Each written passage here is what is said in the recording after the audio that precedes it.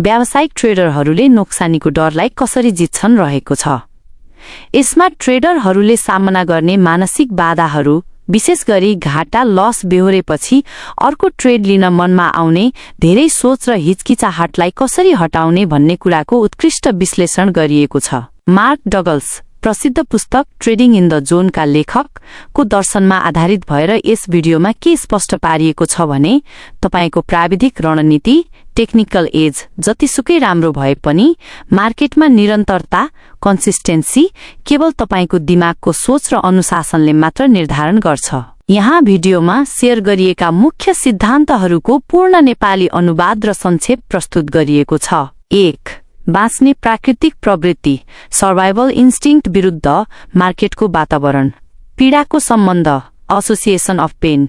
जब तपाई कुनै ट्रेडमा घाटा बेहोर्नुहुन्छ, तपाईको दिमागको प्राकृतिक सुरक्षा संयन्त्रले त्यस अनुभवलाई एउटा खतराको रूपमा रेकर्ड गर्छ। दिमागले चार्टको त्यो विशेष सेटअपलाई मानसिक वा आर्थिक पीडासँग जोड्छ र भविष्यमा त्यस्तो पीडाबाट बचाउन तपाईलाई रोक्न खोज्छ। तातो चुल्होको भ्रम, द हट स्टोभ प्याराडक्स। वास्तविक जीवनमा यदि तपाईले तातो चुल्होमा हात राख्नुभयो भने अर्को पटकदेखि तातो चुल्हो नछुने निर्णय गर्नु बुद्धिमानी हो। तर ट्रेडिङमा यो नियम लागू हुँदैन। तपाईको अघिल्लो घाटा तातो चुल्हो जस्तो सधैँ पोल्ने चीज होइन। यो केवल तपाईको रणनीतिको एउटा सामान्य र अपेक्षित परिणाम मात्र हो।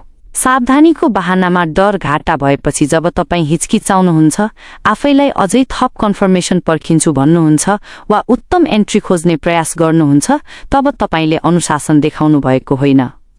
वास्तवमा त्यो सावधानीको भेषमा लुकेको डर मात्र हो। तपाई यस्तो वातावरणबाट अनिश्चितता हटाउने प्रयास गर्दै हुनुहुन्छ जुन वातावरणको मूल स्वभाव नै अनिश्चितता हो। 2. सम्भाव्यताको आधारमा सोच्ने तरिका, क्यासिनो माइन्डसेट। एकल ट्रेडको परिणाम अनिश्चित, तर रणनीतिको नतिजा निश्चित। कुनै पनि एउटा मात्र ट्रेडको दृष्टिकोणबाट हेर्दा त्यसको परिणाम पूर्ण रूपमा अनिश्चित, र्यान्डम हुन्छ।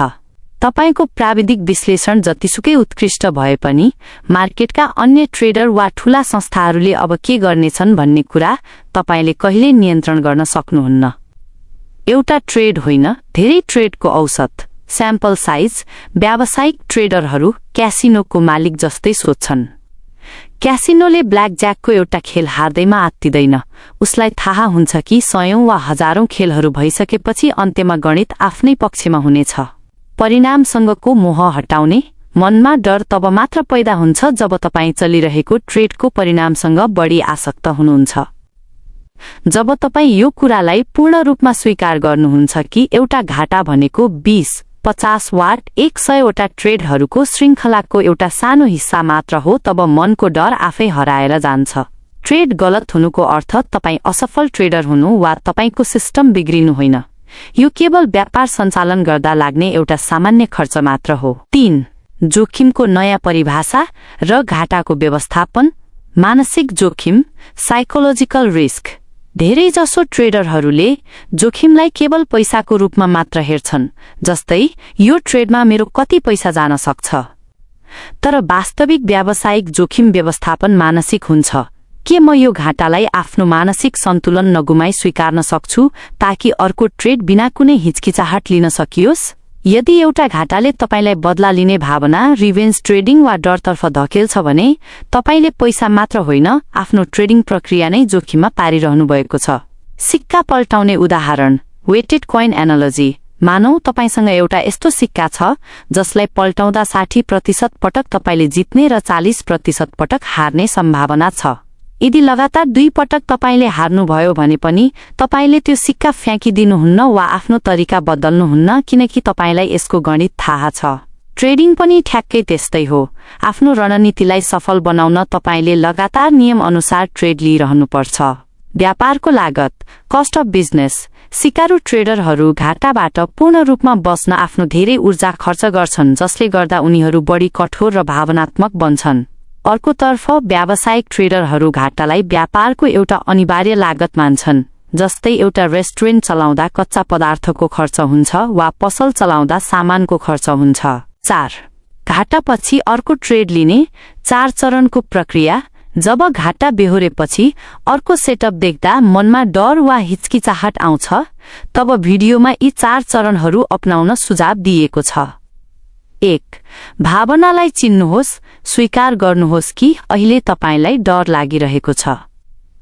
बुझ्नुहोस् कि यो तपाईको दिमागले तपाईलाई बचाउन खोजेको मात्र हो, यो सामान्य हो। 2. सत्यलाई याद गर्नुहोस्, आफैलाई सम्झाउनुहोस् कि यो नयाँ ट्रेडको अघिल्लो ट्रेडसँग कुनै सम्बन्ध छैन। मार्केटलाई तपाईको अघिल्लो घाटाको कुनै याद छैन र तपाईको रणनीतिको सम्भाव्यता अझै पनि उस्तै छ। 3. आफ्नो नियम जाँच्नुहोस्, आफैलाई सोध्नुहोस् कि यो सेटअप तपाईको ट्रेडिङ सिस्टमको नियम अनुसार छ कि छैन। यदि छ भने तपाईको काम केवल ट्रेड लिने हो, भविष्यवाणी गर्ने, आशा गर्ने वा मनमा कुरा खेलाउने होइन। 4. जोखिमलाई पूर्ण रूपमा स्वीकार गर्नुहोस्, यो ट्रेड पनि घाटामा जान सक्छ भन्ने कुरालाई मनैदेखि स्वीकार गरेर ट्रेड लिनुहोस्। यो बुझ्नुहोस् कि एउटा ट्रेडको नतिजा जे भए पनि फरक पर्दैन, किनकि तपाई लामो समयको धेरै ट्रेडहरूको श्रृङ्खलाका लागि ट्रेडिङ गर्दै हुनुहुन्छ। मुख्य सन्देश: ट्रेडिङमा निरन्तरता पाउनु भनेको मार्केटलाई नियन्त्रण गर्नु होइन, बरु आफैलाई र आफ्नो नियम पालना गर्ने क्षमतालाई नियन्त्रण गर्नु हो। घाटा बेहोरेपछि तपाईले लिने अर्को ट्रेड केवल एउटा ट्रेड मात्र होइन, यो तपाईको मानसिक शक्ति र आत्मविश्वासी प्रवृत्तिको प्रमाण हो, जसले भन्छ, म मेरो सिस्टम र यसको गणितलाई मेरो डरभन्दा बढी विश्वास गर्छु।